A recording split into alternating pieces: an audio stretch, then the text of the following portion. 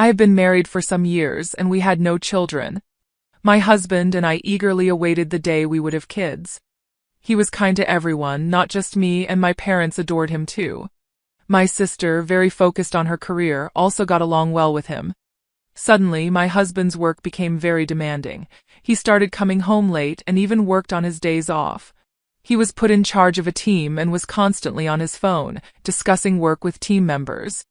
Looking back, people might have thought, "Isn't that suspicious?" But I didn't suspect anything. I was just concerned about his health. Then my sister, who lived alone, landed a new job and needed to move. She wanted to buy new furniture, so I planned to take her shopping in my car. On the day we planned to go shopping, which was a Saturday, I got called into work by my boss. This was the only day off for my sister. Pondering what to do, I realized my husband also had the day off. Despite being busy, I decided to ask him to take my place. Understanding my predicament, he agreed, albeit awkwardly, saying, "It's a bit awkward to go out with your sister alone, but it's fine. My car is being repaired, so can I borrow yours?" Grateful for his help, I headed to my office to resolve the issue there. It was the first time my husband and my sister went out alone together. I wondered how they were doing and if they had found the right furniture. After settling the work issue, and as darkness fell, I took out my cell phone to invite my husband and sister for dinner. That's when I received a call from an unknown number. "Hello, am I speaking to Charles's family member?" A stranger asked. "Yes, I'm his wife," I replied. "This is the police.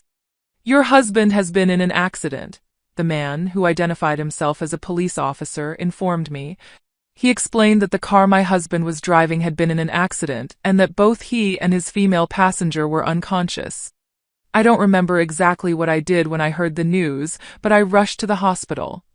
At the emergency reception, I gave them my name and was taken to the ICU.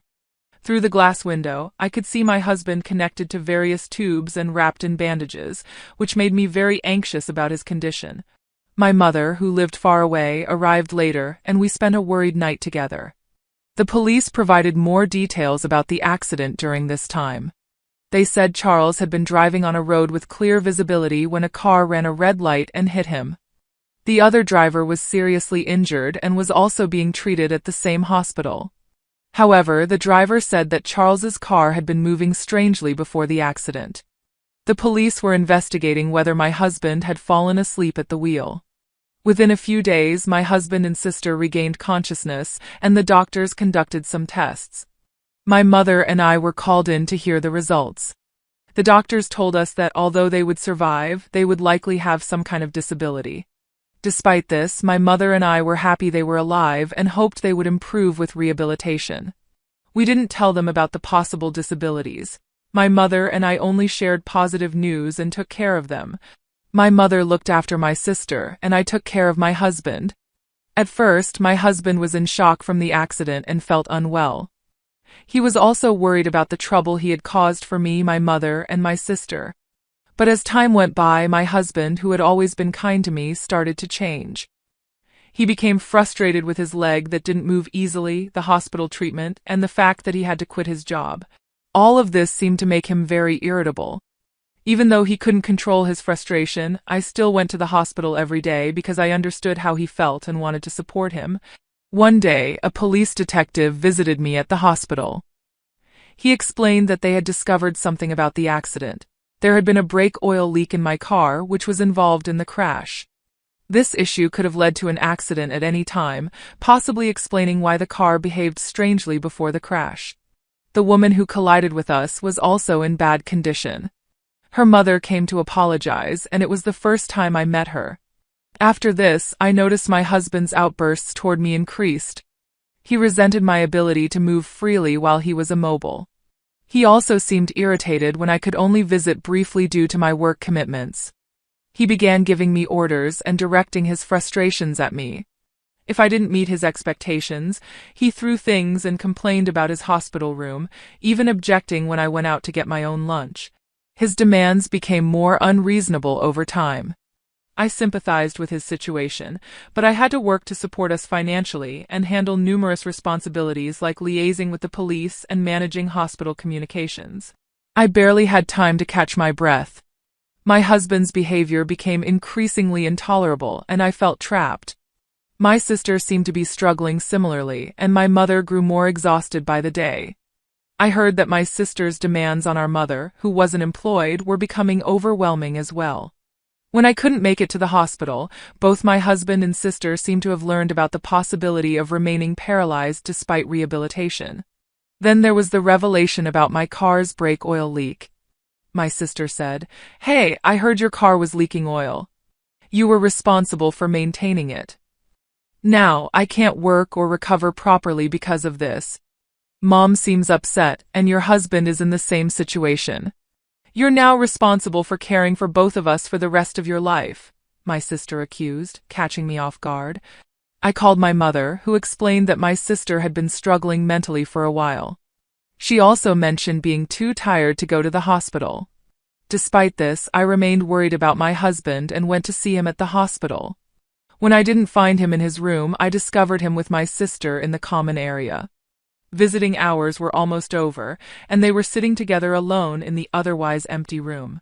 "Hey, I heard that if you had just taken the car in for inspection, none of this would have happened," my husband said, glaring at me. "Yeah, but you're the reason why your sister and I are in this mess," he continued. "The insurance will cover it, and now you're stuck taking care of us for the rest of our lives. Don't forget that." His words hit me hard, and something inside me snapped. "Since when did you two get so close?" I asked sharply. "What do you mean?" He replied defensively. "You don't visit that often, and your mom texted your sister to come over since we can't leave here and we can't walk. What's wrong with me talking to your sister?" It felt like my husband and sister were teaming up against me. "Sure," I retorted sarcastically. "You guys hadn't seen each other for ages before the accident, right? What are you talking about?" "I'm talking about you taking care of us." "You know that," my husband said, brushing off my question. My sister didn't even look at me but nodded along when my husband said that I would be caring for them both for the rest of their lives.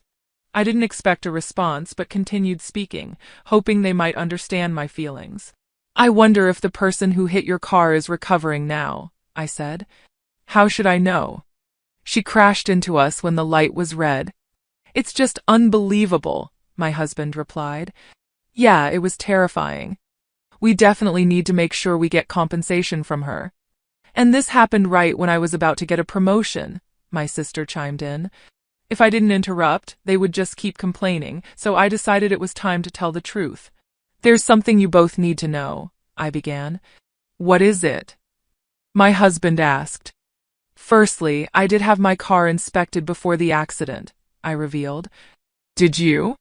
Then the dealership should be held accountable. They must have known about the brake oil leak," he responded. "I agree." So, right after the accident, the police contacted me. They wanted to determine the cause and asked to check my dashcam footage. "But that old dashcam doesn't record audio, and it only starts recording after an accident, so it wouldn't show anything useful," he argued. "I understand your concern.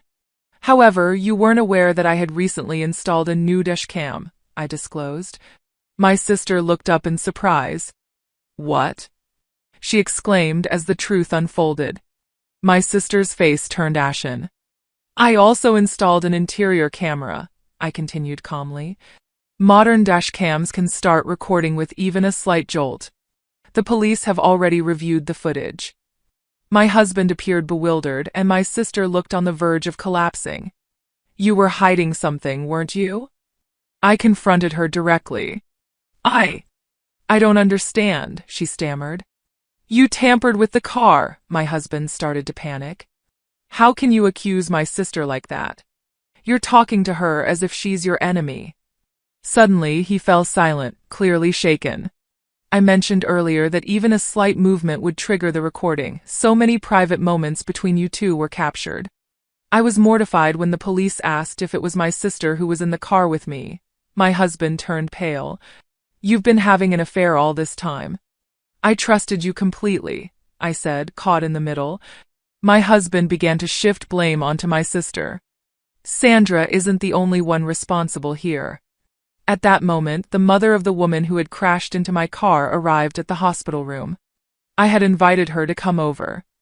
Don't you have something to say to her? I asked pointedly. My sister was caught off guard by the presence of the small, tearful woman. Wait, who's this? She asked, bewildered. She's the mother of the woman who crashed into us. She should be taking responsibility for all of this, I clarified. My husband, who had been speaking, fell silent upon seeing the woman's tears. She's the mother of the woman who crashed into us. Her name is Patrick, I added. Hearing a woman's name, my husband turned pale, and my sister began to panic. What? Who is she? Do you know the woman who was driving? So, they knew it was your car, and she crashed into it, my husband asked, clearly taken aback. Seeing my husband struggling, I decided to explain the situation to my sister. She was having an affair with John. He had promised her a divorce, but he didn't follow through. When Patrick claimed she was pregnant with his child, John insisted she'd get an abortion. After that, he cut off contact with her, and she wanted revenge by hurting me. Wait, so that means… My sister began to piece it together. Yes, you were simply in the wrong place at the wrong time, I confirmed. I can't believe this has ruined everything, my sister lamented. The truth is, crying or shoving won't change anything now, I said, pouring out my emotions. Now you both understand what happened. You had an affair behind my back, and Sandra tried to harm me by tampering with the brake oil in my car, but she ended up in the accident herself. I'm the victim in all of this, I continued. I was willing to work things out and not divorce you if you showed remorse and came clean during your hospital stay, but you never indicated you were sorry. Instead, you treated me horribly. Remember how we drew up our divorce papers shortly after we got married? I never thought we'd use them, but I filed them today. So we're no longer married. Goodbye. Having said everything I needed to say, I left the dark and quiet hospital feeling a sense of liberation from the resentment that had been bottled up inside me. However, my mother was deeply shocked when she learned the truth. She not only grappled with my sister's infidelity, but also with the responsibility of caring for her physically disabled daughter alone. I ended all ties with John and Sandra, but I couldn't abandon my mother to handle everything on her own. I reached out to the woman responsible for the accident, apologized, and arranged compensation for my sister, who was innocently involved. This eased my mother's burden. 2 years have passed since then. I am divorced from John and living independently. My close relationship with him had made our divorce surprising news for my colleagues. Subsequently, I noticed more men approaching me, perhaps because divorced women seemed appealing to them at that time. Despite this, thoughts of my ex-husband lingered, making it hard for me to consider dating again. Instead, I focused on advancing my career by studying for a certification exam and enrolling in an online business school after work. When I was married, I had never imagined pursuing such goals, unlike my sister who was dedicated to her career. Yet here I was, naturally drawn to it. Life, I reflected, is unpredictable. Since then, my ex-husband moved back to his parents' house, where he's facing criticism from his relatives for his behavior towards me. His mental state has deteriorated, and there have been reports of violent outbursts causing trouble for those around him. Meanwhile, my sister also returned home but struggled with mental illness, displaying self-centered behavior. My mother, exhausted from everything, used my sister's savings and accident compensation to place her in a care facility. She consulted me beforehand, and I supported her decision. If I hadn't taken action back then, I might have been trapped in a life of servitude to both of them forever, a situation I never foresaw. I passed my certification exam as planned and was transferred to a department where my skills are put to good use. I developed a close relationship with a teacher from my online business school and soon will be married. He's not just kind to everyone but incredibly caring towards me. When I come home late, he prepares dinner for us, a gesture that brings me immense happiness.